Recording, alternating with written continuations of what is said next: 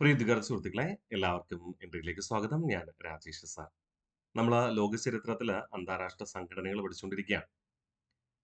ഇന്നേ ദിവസം നമ്മൾ പ്രധാനമായിട്ടും പഠിക്കാൻ ഉദ്ദേശിക്കുന്നത് ചില സാമൂഹിക പ്രതിബദ്ധതയുള്ള സംഘടനകളാണ്.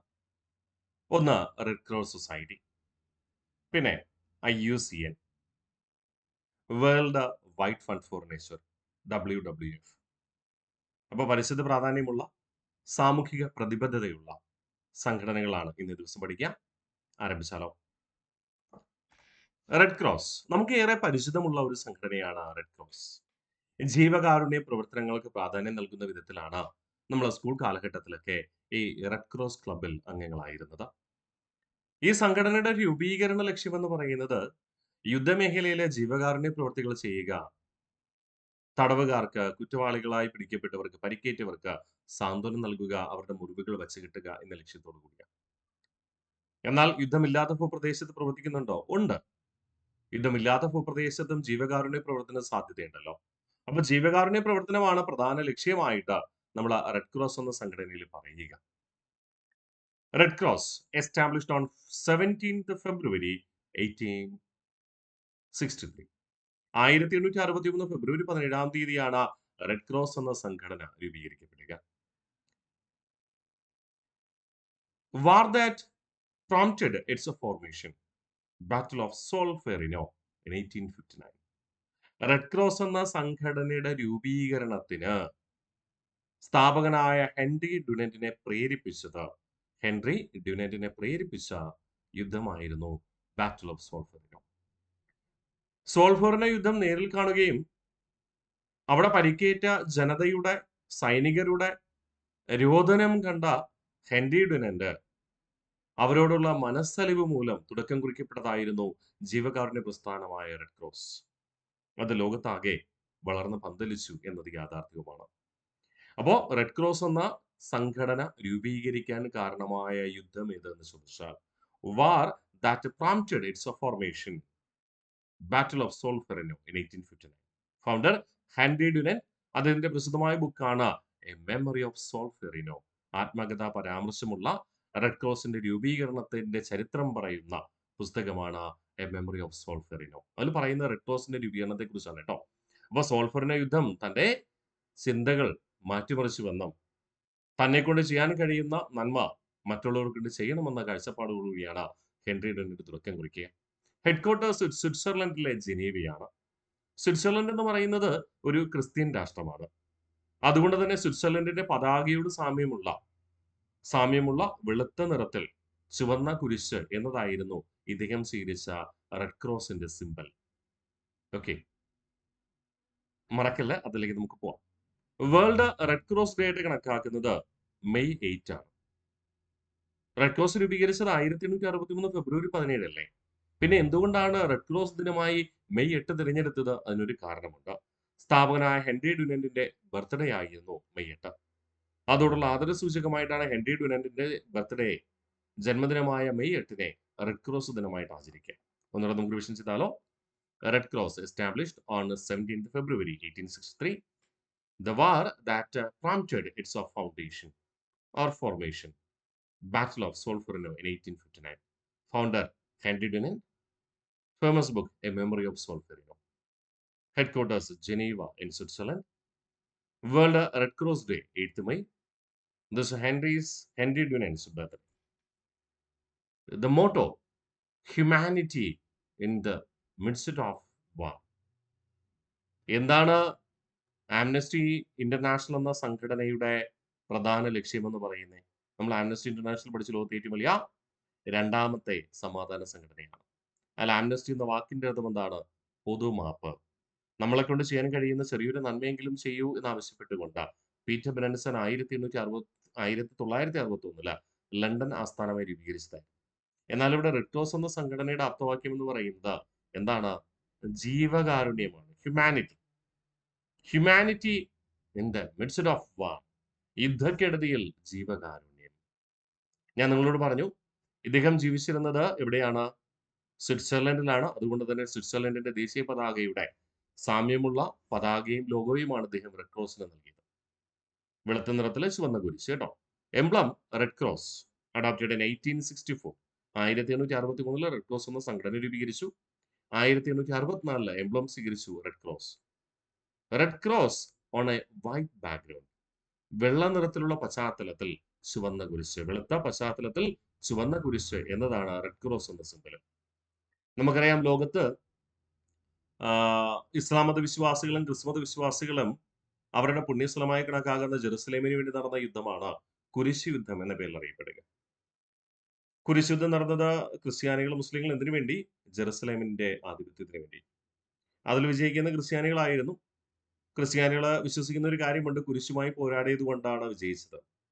അപ്പോൾ പരസ്പരം ശത്രുതയിലുള്ള ക്രിസ്തുമത വിശ്വാസികളും ഇസ്ലാം മത വിശ്വാസികളും തമ്മിൽ ഈ കുരിശ് എന്ന ലോഗോയുടെ പേരിൽ ആശയപരമായ വ്യത്യാസമുണ്ട്. ഇസ്ലാം മത വിശ്വാസം പ്രചരിപ്പിക്കുന്ന പ്രത്യേകിച്ച് അറബ് രാഷ്ട്രങ്ങളിൽ ഈ സംഘടനയ്ക്ക് ആദ്യം പ്രവർത്തന അനുമതി പോലും നൽകിയില്ല. കാരണം സിമ്പൽ എന്താ? ചുവന്ന കുരിശായതുകൊണ്ട്. Emblem in Islamic countries. അതുകൊണ്ട് തന്നെ പിൽക്കാലത്ത് ഇസ്ലാമിക രാജ്യങ്ങളിൽ, ഇസ്ലാം മത വിശ്വാസമുള്ള രാജ്യങ്ങളിൽ ഈ എംബ്ലത്തിനൊരു മാറ്റം കൊണ്ടുവന്നു. അവിടെ സ്വീകരിച്ചത് റെഡ് ക്രസന്റ് എന്നായിരുന്നു. റെഡ് ക്രസന്റ് എന്ന് പറഞ്ഞാൽ വൃത്താകൃതിയിലുള്ള ചന്ദ്രൻ. ക്രസന്റ് ചുവന്ന ചന്ദ്രൻ, വെളുത്ത പ്രതലം. വെളുത്ത പ്രതലത്തിൽ ചുവന്ന ചന്ദ്രക്കലയാണ് ഇസ്ലാമിക് രാജ്യങ്ങളിൽ 1929 മുതൽ ഉപയോഗിക്കുന്ന എംബ്ലം എന്ന് പറയാം. Emblem for religious neutrality. മതവിശ്വാസം, ക്രിസ്തു മതവിശ്വാസത്തോടും താല്പര്യമില്ല, ഇസ്ലാം മതവിശ്വാസത്തോടും താല്പര്യമില്ല, അങ്ങനെയുള്ള രാജ്യങ്ങളുമുണ്ട്. അത്തരം രാജ്യങ്ങൾക്ക് വേണ്ടി മതനിരപേക്ഷ ചിഹ്നം സ്വീകരിച്ചു. ആ നിരപേക്ഷ ചിഹ്നമാണ് റെഡ് ക്രിസ്റ്റൽ. അപ്പോൾ ചുവന്ന ക്രിസ്റ്റലും പശ്ചാത്തലം വെളുത്ത നിറവും. വെളുത്ത നിറത്തിൽ ചുവന്ന ക്രിസ്റ്റൽ എന്നതാണ്. ക്രിസ്റ്റലിന്റെ ആകൃതി ഹെക്സഗണലാണ്, അല്ലെ? 6 വശങ്ങളോട് കൂടിയാണ്. ആ അർത്ഥത്തിൽ നമ്മൾ എടുത്താൽ മതി. നമ്മൾ നോക്കുമ്പോൾ ഹെക്സഗണൽ ആയിരിക്കും കാണുക. നമ്മൾ പറയുമ്പോൾ റെഡ് ക്രിസ്റ്റൽ എന്നൊക്കെ പറയുമെങ്കിലും ഹെക്സഗണാണ്. ക്രസന്റ് എന്ന് പറയുന്നത് ചന്ദ്രക്കലയുമാണ്. ഓക്കെ, അപ്പൊ 3 ചിഹ്നങ്ങൾ ഇപ്പോൾ ഉപയോഗിക്കുന്നുണ്ടോ? 3 ഉപയോഗിക്കുന്നുണ്ട്. ഒഫീഷ്യലി റെഡ് ക്രോസ് ആണ്. അത് ഉപയോഗിക്കുന്ന രാജ്യങ്ങൾക്ക് അതിനെ ഉപയോഗിക്കാം. ഇസ്ലാമിക രാജ്യങ്ങൾ റെഡ് ക്രോസിന് പകരം റെഡ് ക്രസന്റ് ഉപയോഗിക്കുന്നു. 1929 മുതൽ 2005 മതനിരപേക്ഷ ചിഹ്നമായ റെഡ് ക്രിസ്റ്റൽ അവതരിപ്പിച്ചു. ചില രാജ്യങ്ങൾ റെഡ് ക്രിസ്റ്റൽ സ്വീകരിച്ചിട്ടുണ്ട്. എന്നാൽ ഔദ്യോഗികമായി ഇപ്പോഴും റെഡ് ക്രോസിന്റെ ആസ്ഥാനത്ത് സൂചിപ്പിക്കുന്നത് റെഡ് ക്രോസ് എന്ന സിമ്പിൾ തന്നെയാണ്. ഓക്കെ അല്ലെ? Motto humanity in the midst of war. യുദ്ധക്കെടുതിയിൽ ജീവകാരുണ്യം. Flag colour white. Emblem red cross adopted in 1864 means red cross on the white background. Emblem in Islamic countries, red crescent, it means red crescent on the white background. Adopted in 1929. Emblem for religious neutrality, red crystal on the white background. Adopted in 2004. ലക്ഷ്യം നമുക്ക് നോക്കാം. ആപ്തവാക്യം യുദ്ധങ്ങളിൽ ജീവകാരുണ്യം എന്ന് പറഞ്ഞു. എന്താണ് ലക്ഷ്യം? Provide aid to victims of armed conflicts and engage humanitarian activities. അപ്പൊ സ്വാഭാവികമായിട്ടും യുദ്ധക്കെടുതികളിൽ ഇരയായവർക്ക് സഹായം നൽകുക, കൂടാതെ ജീവകാരുണ്യ പ്രവർത്തനങ്ങളിൽ ഏർപ്പെടുക. 1906 ഇസ്ലാമിക ഒട്ടോമൻ സാമ്രാജ്യത്തിന്റെ ആവശ്യപ്രകാരം ഇസ്ലാമിക രാജ്യങ്ങളിൽ ഈ സംഘടനയുടെ പേര് എന്താക്കി മാറ്റി? റെഡ് ക്രസന്റ് എന്നാക്കി മാറ്റി. റെഡ് ക്രസന്റ് എന്ന സിമ്പൽ കൊണ്ടുവരുന്ന 1929 സംശയം ഉണ്ടാവരുത്. ഈ റെഡ് ക്രോസ് എന്ന പേര് മാറ്റി റെഡ് ക്രസന്റ് എന്ന് സ്വീകരിച്ചത് ഇസ്ലാമിക രാജ്യങ്ങളിലായിരുന്നു, അഥവാ പേർഷ്യൻ രാജ്യങ്ങളിലായിരുന്നു. ഏത് വർഷം തൊട്ട്? 1906 മുതൽ. ആരുടെ ആവശ്യപ്രകാരം? തുർക്കി ഭരിച്ചിരുന്ന ഒട്ടോമൻ സാമ്രാജ്യത്തിന്റെ ആവശ്യപ്രകാരം. ഏറ്റവും കൂടുതൽ തവണ സമാധാന നോബൽ പുരസ്കാരം ലഭിച്ച സംഘടന എന്ന് ചോദിച്ചാൽ അത് റെഡ് ക്രോസ് ആണ്. 3 തവണ സമാധാന നോബൽ ലഭിച്ചു. യുദ്ധക്കെടുതിയിൽ ജീവകാരുണ്യമല്ലേ ലക്ഷ്യം? ഒന്നാം ലോക മഹായുദ്ധം നടന്ന 1914 18 വരെയാണ്. രണ്ടാം ലോക മഹായുദ്ധമോ 1939 മുതൽ 45 വരെയാണ്. ആ 2 കാലഘട്ടത്തും റെഡ് ക്രോസ് എന്ന സംഘടന തീവ്രമായി പ്രവർത്തിച്ചിരുന്നു. അതുകൊണ്ട് അവർക്ക് നോബൽ പ്രൈസ് കിട്ടി. ഒന്നാം ലോക മഹായുദ്ധം അവസാനിച്ചത് 1918 അതിന് തൊട്ടുമുമ്പുള്ള വർഷം 1917 നോബൽ പ്രൈസ് കിട്ടി. അതുപോലെ രണ്ടാം ലോക മഹായുദ്ധം അവസാനിച്ചു 45 അവസാനിച്ചു. തൊട്ടുമുമ്പുള്ള വർഷം 44 എന്ത് കിട്ടി?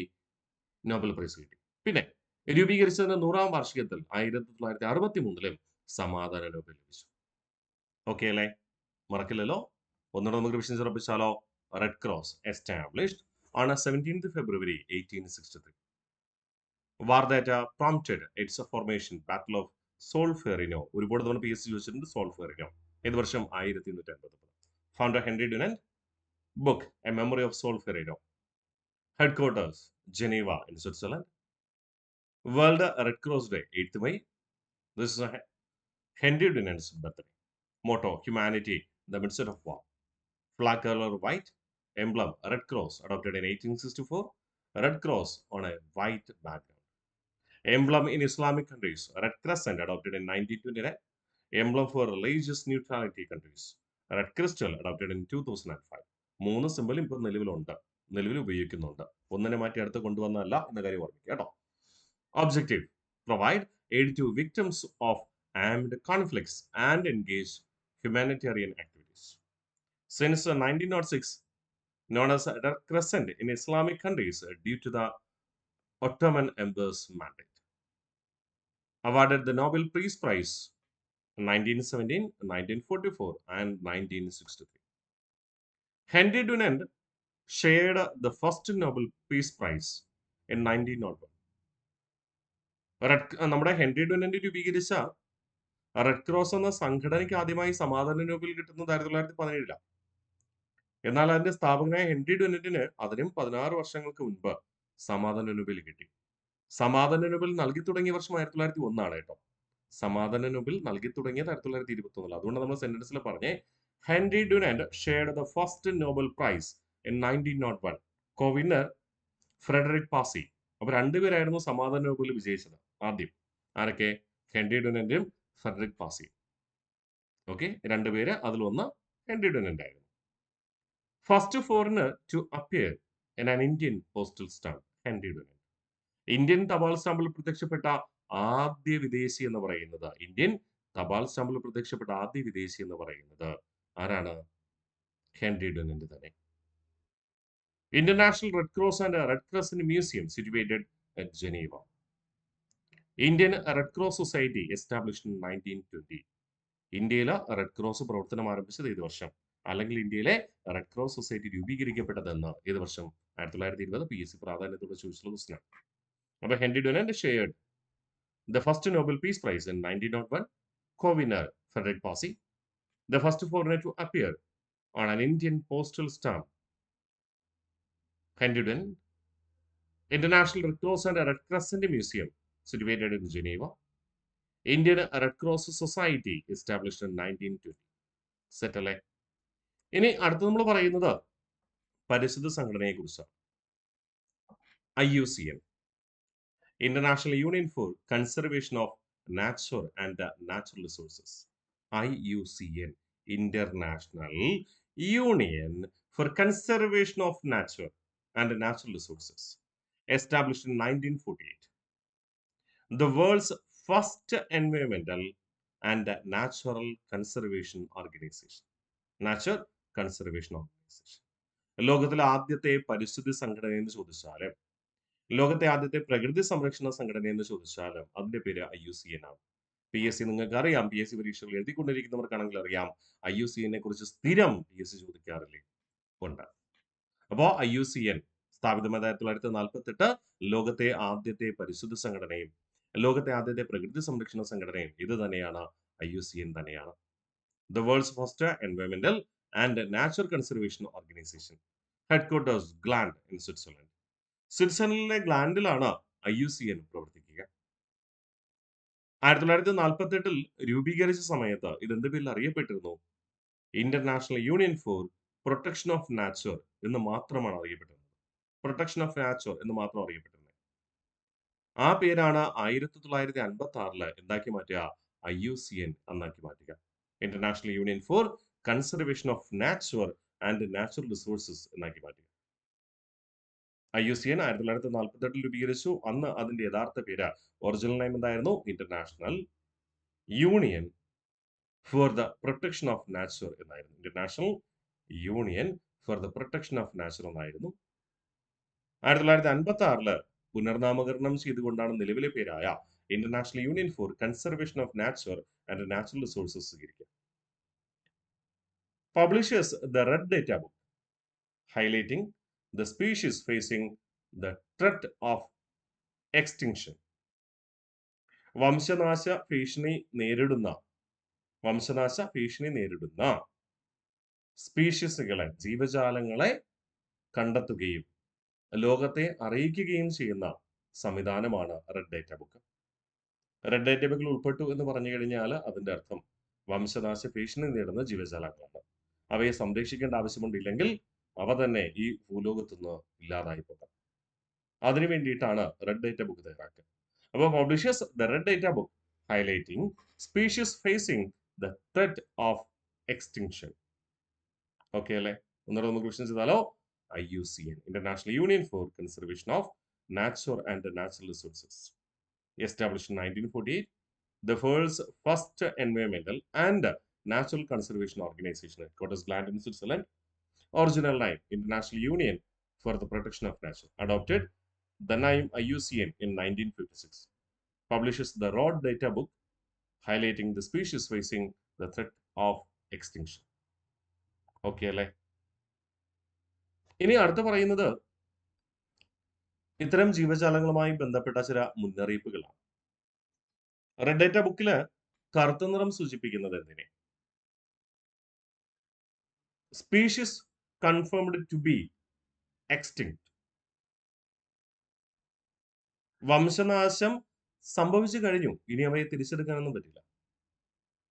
വംശനാശം സംഭവിച്ചു കഴിഞ്ഞു. അത്തരം ജീവജാലങ്ങളെ രേഖപ്പെടുത്തുന്നത് കറുത്ത നിറം ഉപയോഗിച്ചുകൊണ്ടാണ്. വംശനാശ ഭീഷണി സമ്പൂർണമായി കഴിഞ്ഞ ജീവജാലങ്ങളെ സൂചിപ്പിക്കുന്നത് കറുത്ത നിറമാണ്. Black colour species confirmed to be extinct. Red colour species facing the threat of extinction ആണെങ്കിൽ, വംശനാശ ഭീഷണി നേരിടുന്ന ജീവജാലങ്ങളാണെങ്കിൽ സൂചിപ്പിക്കുന്നത് ചുവന്നിറം. വംശനാശ ഭീഷണി സംഭവിച്ചു കഴിഞ്ഞു എന്ന ജീവജാലങ്ങളെ സൂചിപ്പിക്കാൻ കറുത്ത നിറം. ഇനി അടുത്ത് പറയുന്നത് മഞ്ഞ. അല്ലെങ്കിൽ യെല്ലോ അല്ലെങ്കിൽ ആംബർ എന്ന് പറയാം. ആംബർ എന്ന് പറഞ്ഞാൽ ഗോൾഡൻ യെല്ലോ ആണ് കേട്ടോ. ഗോൾഡൻ യെല്ലോ ആണ് നമ്മൾ ആംബർ എന്ന് വിളിക്കുക, അല്ലെങ്കിൽ yellow. Amber or yellow colour. Species considered vulnerable. ഇപ്പോ തൽക്കാലം ഭീഷണിയൊന്നുമില്ല, പക്ഷെ വളരെ ദുർബലമായ ജീവജാലങ്ങളാണ്. എപ്പോൾ വേണമെങ്കിലും വംശനാശ ഭീഷണി നേരിട്ടേക്കാം. ഇപ്പോ വംശനാശ ഭീഷണി ഇല്ല, എന്നാൽ വളരെ ദുർബലമായ ജീവി വിഭാഗമാണ്. വംശനാശ ഭീഷണി ചിലപ്പോൾ സംഭവിച്ചേക്കാം. അത്തരം ജീവജാലങ്ങൾ ഉൾപ്പെടുത്തുന്നത് ഏത് നിറത്തെയാണ്? ആംബർ അഥവാ യെല്ലോ. ഇനി വൈറ്റ്. വംശനാശ ഭീഷണിയൊന്നും ഇല്ല, പക്ഷെ ഈ ലോകത്ത് വളരെ കുറച്ചെണ്ണം മാത്രമേ ഉള്ളൂ. വംശനാശ ഭീഷണി ഇല്ല, പക്ഷെ വളരെ കുറച്ചെണ്ണം മാത്രമേ ഉള്ളൂ. റയർ സ്പീഷീസിനെ സൂചിപ്പിക്കുവാന് വൈറ്റ് കളർ. റയർ സ്പീഷീസിനെ സൂചിപ്പിക്കാനായിട്ട് വൈറ്റ് കളറാണ് ഉപയോഗിക്കുക. ബ്ലാക്ക് കളർ നമ്മൾ പറഞ്ഞു species confirmed to be extinct. വംശനാശം പൂർണ്ണമായി സംഭവിച്ചു കഴിഞ്ഞ ജീവജാലങ്ങൾ സൂചിപ്പിക്കാൻ കറുത്ത നിറം. Red colour species facing the threat of extinction. വംശനാശ ഭീഷണി നേരിടുന്നവയാണെങ്കിൽ ചുവന്ന നിറം. Amber or yellow colour species considered vulnerable. വംശനാശ ഭീഷണി ഉണ്ടോ എന്ന് ചോദിച്ചാൽ ഉണ്ടോ? ഇല്ല. പിന്നെ എന്താ? വളരെ ദുർബലമായി കണക്കാക്കപ്പെടുന്ന ജീവജാലങ്ങളാണ്. ഉടനടി എന്ത് സംഭവിച്ചേക്കാം? ചിലപ്പോ വംശനാശ ഭീഷണി നേരിട്ടേക്കാം. നേരിട്ടിട്ടില്ല, നേരിട്ടേക്കാം. വെള്ളനിറം. വളരെ അപൂർവമായ സ്പീഷീസുകൾക്കാണ് വെള്ളനിറം രേഖപ്പെടുത്തി നൽകുക. എണ്ണം കുറവാണ്, വംശനാശ ഭീഷണിയൊന്നും ഇല്ല. എണ്ണം വളരെ കുറവാണെങ്കിൽ അത് വൈറ്റ് കളർ സൂചിപ്പിക്കും. Green colour species previously threatened with the extinction but now showing population recovery. ഒരു കാലത്ത് വംശനാശ ഭീഷണി നേരിട്ടിരുന്നതും എന്നാൽ അത് ഓവർകം ചെയ്തുകൊണ്ട് നിലവിൽ അവയുടെ എണ്ണത്തിൽ ഗണ്യമായ വർധനവുണ്ട് എങ്കിലാണെങ്കിൽ അത്തരം ജീവജാലങ്ങളെ സൂചിപ്പിക്കുന്നത് പച്ചനിറം ഉപയോഗിച്ചുകൊണ്ടാണ്. നേരത്തെ റെഡ് ഡേറ്റ ബുക്കിൽ ഉൾപ്പെട്ടിരുന്നു വംശനാശ ഭീഷണി ഉണ്ടായിരുന്ന ജീവജാലങ്ങൾ. ഇപ്പോ ക്രമാതീതമായി എന്ത് സംഭവിച്ചു? അവയുടെ എണ്ണം വർദ്ധിച്ചു. ഇപ്പൊ നിലവിൽ വംശനാശ ഭീഷണി ഇല്ല. അത്രയും ജീവജാലങ്ങളെ സൂചിപ്പിക്കുന്നത് പച്ച നിറം ഉപയോഗിച്ചുകൊണ്ടാണ്. ഇനി ചാരനിറം അഥവാ grey colour. Species for which there is insufficient data to classify accurately. ജീവജാലങ്ങളെ കുറിച്ച് കൃത്യമായ വിവരം നമുക്കില്ല, ഡേറ്റ ഇല്ല, വിവരശേഖരണമില്ല. അത് വംശനാശ ഭീഷണി ഉള്ളതാണോ, ജീവജാലങ്ങളുടെ എണ്ണം കുറഞ്ഞു പോയതാണോ, അതോ നേരത്തെ വംശനാശ ഭീഷണി ഉണ്ടായിരുന്നതാണോ, ഇങ്ങനെ ഒരു ഡേറ്റയും ഇല്ല വിശകലനം ചെയ്യാൻ. അത്തരം ജീവജാലങ്ങളെ സൂചിപ്പിക്കുന്നത് ഗ്രേ കളർ ഉപയോഗിച്ചുകൊണ്ടാണ്, ചാരനിറം. ഓക്കെ അല്ലേ? ഇത്രയും പഠിച്ചു വെക്കാം. അത് കാണാതൊന്നും പഠിക്കണ്ട. SCERT പുസ്തകത്തിൽ ഉള്ളത് കൊണ്ട് അതോടെ ഞാൻ ഇവിടെ ഉൾപ്പെടുത്തിയെന്ന് മാത്രം. ജസ്റ്റ് ഒന്ന് വായിച്ചു വെച്ചാൽ മതിയാകും. ഓക്കെ, അടുത്ത പഠിച്ചാലോ? അടുത്ത നമ്മുടെ IUCNന്റെ കീഴിൽ പ്രവർത്തിക്കുന്ന ഒരു ഒരു സഹകരണത്തോട് പ്രവർത്തിക്കുന്ന ഒരു സംഘടനയാണ് World Wide Fund for Nature. അതുകൊണ്ട് തന്നെ IUCNന്റെ ആസ്ഥാനം എവിടെയാ? ഗ്ലാൻഡ് ആണ്, സ്വിറ്റ്സർലൻഡ് ഗ്ലാൻഡ് ആണ്. അവിടെ തന്നെയാണ് WWFന്റെ ആസ്ഥാനം. World Wide Fund for Nature, a governmental organisation formed to protect endangered species in their natural habitats. വംശനാശ ഭീഷണി നേരിടുന്ന ജീവജാലങ്ങളെ അവയുടെ ആവാസ കേന്ദ്രങ്ങളിൽ തന്നെ സംരക്ഷിക്കാൻ വേണ്ടി രൂപം കൊണ്ട ഒരു സർക്കാരിതര സംഘടന, നോൺ ഗവൺമെന്റൽ. ഓക്കെ, മറക്കരുത്, ഇമ്പോർട്ടന്റ് ആണ്. A non governmental organisation formed to protect endangered species in their natural habitat. Non government ആണ്. A non governmental organisation formed to protect endangered species in their natural habitat. Established on 29th April 1961. 29th April 1961.